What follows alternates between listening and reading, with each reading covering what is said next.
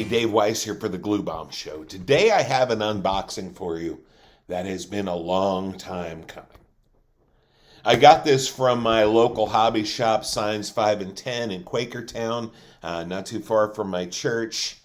I've had this on back order, or pre-order, excuse me, for probably, I'd say 6 months or so. I've wanted, but the truth is, I've wanted it a lot longer than that. I remember as a kid being at the Reading Farmers Market here in Reading, Pennsylvania, and they always had this model stand there, and one of the things that they did was they had some of the larger kits all displayed on the wall, and they had this Mickey Thompson U.S. Marines funny car hanging on the wall, and I was so excited. I so wanted to have it, but I knew I would probably never get it because at that time it cost about $7. My, how things have changed. It's a little bit more than that now, but I got to tell you, I am so grateful to our friends in Atlantis for getting this one out and re-releasing it after probably pretty many years of not being out. And I love the look of this car. It's a Pontiac Grand Am, I believe, and I think it's just a sharp looking car. Let's have a look at what's inside the box. I decided to make this a pure unboxing, so I'm removing the plastic even as we speak. Let's open it up and have a look at what's inside. Okay, well, they put them right on the top, so we're going to start here, the decal sheet. Look at those beautiful decals. Now, I'm going to make an assumption here that these are as good as they usually are with Atlantis. Atlantis' decals are always pretty spectacular. I'm sure this is no exception. They're going to look good. They're really sharp looking. I noticed there's a pattern on the roof of stars, and you can't really see it too well, but they just gave you a strip of white stars to put on there, and that should be fine. I just need to, hopefully the diagram on the instructions will show how many to put in each row. And I'm sure they do. But this is very sharp looking. All right, let's have a look at what's inside. Here we have these giant slicks. This is a 1/16 scale car, which means the slicks are huge. The slicks are two-part, and I have to be honest with you, the last time I did these was on the Jungle Gym a little bit back, also from Atlantis, and these are really nice. They pop together really easily, they hold together really well, and they're sturdy. You know, they don't sag or warp or anything. They're very sturdy. And of course, then you also have your front wheels, your front tires here. They look really nice. I'm looking forward to this. All right. I was going to save this for last. We're just going to do it now. Here we go. In here we have this beautiful Grand Am body. I'm looking at it, and it looks like, oops. All right, so there you go. I mean, look at the contours and everything on this. It's really nice. A little bit of flash here at the engine where the blower comes out, but that's not a big deal at all. A little bit of sanding, and that'll be perfect. Body, look how beautiful that is, and how big. This is huge. All right, and then also in here we have the fan belt. Now I have to be honest with you, I shouldn't say fan belt, it's the blower belt. I have to be honest with you, I have never had much success with these belts, but I'll tell you what I've figured out to do. It's about the same size as a roll of Tamiya tape.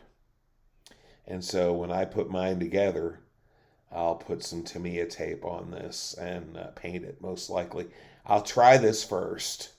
But usually what happens when I try to put these blower belts on is they either pull the blower off or they snap. And neither of those is what I want, needless to say. But again, I mean, you can see it. It's really detailed. It's got all those little those ridges inside, like our friends in Atlantis do a very good job of detailing all this stuff. It's just I've run into issues with snapping those in the past. So We'll see. But like I say, that's a convenient tip, right? If you happen to have struggles getting your blower belt to work, a little piece of Tamiya tape and paint that up and it'll look very good. All right. Now, I dropped a few things on the floor, so I will be right back. So, here we have the front spoiler and the rear part of the body. We'll mount those up and putty any seams, and it'll be really nice. Here's our clear sprue. I'm not going to pull this out. I'll just show it to you. It's basically windshield with a nice big gap in there for a huge blower, and the back window. Do a little bit of trim painting around these, and that'll look really sharp. And then we have our wiring sprue. Oh, this is I shouldn't say sprue, packet. This is different. They have the yellow, which is the cabling. That should be nice. There's also a small black tube in here. But then they also have some braided wire and some regular straight wire. I'm not sure what all of those do, but I'm kind of thinking I know they're going to use that braided wire as the braided hoses. I tried to do something similar to that on my Jungle Gym car, only I used string, a braided cord, I should say. All right, here is our chrome sprue. So let's open this up.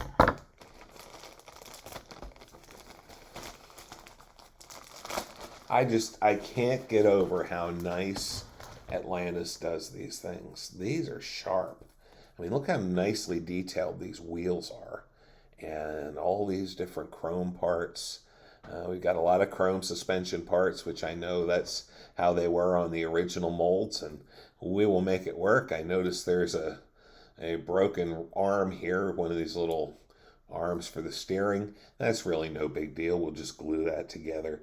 I can imagine how hard it is to get something that small out of the mold. And like I say, it's really not hard to glue that up and make it work. So, not a problem there.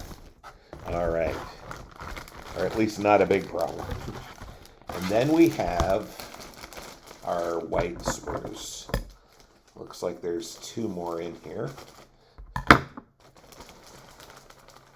I can't get over how nice these kits are. They are really beautifully molded. By the way, if you hear tweeting in the background, guess who's out of 9-volt batteries and who needs to replace them? So I'll be making a trip to the store after this. Okay, we have the interior body panels here. We've got the headers, the fuel tank, the parachute, the body props. I'm guessing these are some sort of for the interior for this pan as well, this pan right here. And I'm not sure what this part is. I'm looking forward to seeing that. My guess is this is the brace inside that they'll use to put the body props on. That would be my guess. I haven't looked at the instructions yet, but we will. And here we have the frame, a nice two-piece frame. There's some things for the driver compartment there, the floorboards, some additional frame pieces in here, all really looking nice. The molding on these is ultra clean, super sharp, really good. And then, of course, we have our seat, our brakes, our the part of the blower, the engine block, more parts of the blower and the engine, the oil pan, the pulleys for the fan, the blower belts, and other assorted tiny parts that all figure into the building of the engine and the plumbing predominantly, also the transmission. And then finally, here in the bottom, we have a little notice. It says, "Please read before starting to build your model. Atlantis Toy and Hobby is proud to bring back Mickey Thompson's big 1/16 Grand Am funny car. This kit was originally introduced in the 70s by Revell.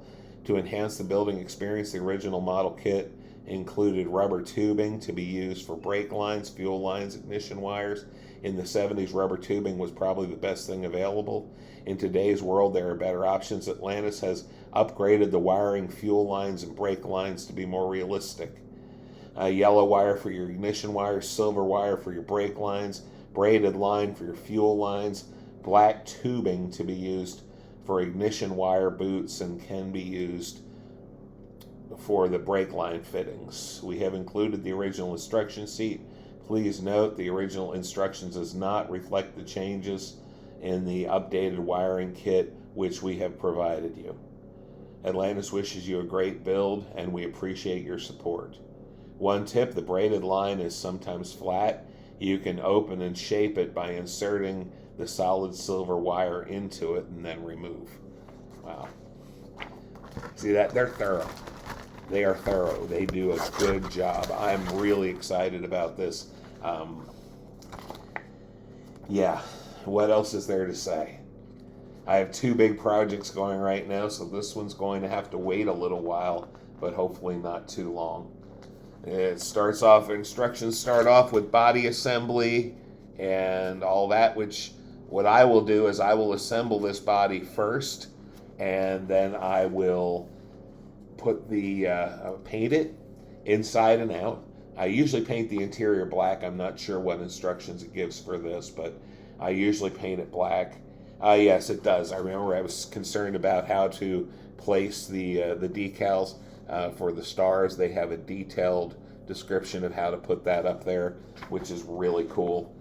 And it says apply rows of stars in groups of 3, 3, 2, 3, to revolving the star points as shown. So, very nice. Very, very nice. We have our engine assembly here. Starts off with the basics and the basic assembly, and then we get into that wiring diagram, putting the blower together and plumbing it, and etc., etc. There's a nice little ruler right here on the top to measure out your hoses and cable and everything. Continuing on with installing the blower, putting the wheels together, and then of course frame assembly. And what I've started to do is I will glue assemblies together before I paint. And I used to, in the beginning, I used to paint all the sprues. Paint everything on all the sprues and then put it together. But what I found was I was either not getting the glue scrape, the paint scraped quite thoroughly enough, or I was messing something up, and that made it really difficult to paint. And after listening to a lot of the podcasts and things like that, I started to just glue my parts together in assemblies, and when I have an assembly together, I paint it. And I hold off on the chrome parts, put those on last. Scraping the chrome, of course, because if you don't scrape the chrome, it doesn't stick together. So, that's what I've done here. Then we have mounting the rear wheels, front wheels, and then plumbing out the gas lines and things like that, and then finally putting the whole thing together. So this is going to be a fun kit. This is going to be exciting. There's one thing I'm going to do right now. I'll pack the box later, but I'm going to take this instruction sheet and I'm going to stick it in here. And that will protect them until I get a chance to build this. They won't get stuck to something in the body, in the box. It's not going to be in the box too long. I've really wanted to build this a long time. I currently have my Maschinen Krieger that I'm finishing, and I also have the King Chopper, the Tom Daniel King Chopper, which I've wanted to do again for a long time. So those two are going right now. Those two will be done hopefully pretty soon, and then we're going to go full steam ahead on this puppy. Because that's the thing about this. I have shiny object syndrome in big ways sometimes. I get a really cool kit, I want to build it right away, and then I get another really cool kit. And you guys know I'm trying hard not to be a kit collector. I used to say I wasn't a kit collector. Now I say I try hard not to be a kit collector because, as my friends on the Plastic Model Mojo say, so many kits, so little time. But we're going to try to get this one built pretty soon because I love these big funny cars. I'm not sure where I'm putting them. My display space is starting to run out, but I'm building it anyway because I'm excited to have it.